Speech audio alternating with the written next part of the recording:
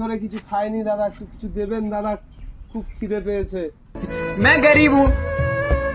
নেশা পান করিস নাকি? না না দাদা, নেশা পান করি না আমি। আরে ঠিক আছে, দাঁড়া। তোর একটা কথা, এই টাকাটা রাখ, যাওয়ার সময় কিছু খেয়ে নিবি। ঠিক আছে। আর চুলগুলো তো দেখছি বেশ ভালোই বড় হয়েছে। সামনে দিয়ে হাবিবি আছে, ওখান থেকে চুলটা কেটে নিবি। আচ্ছা।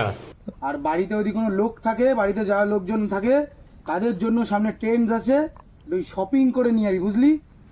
রাখ টাকাটা।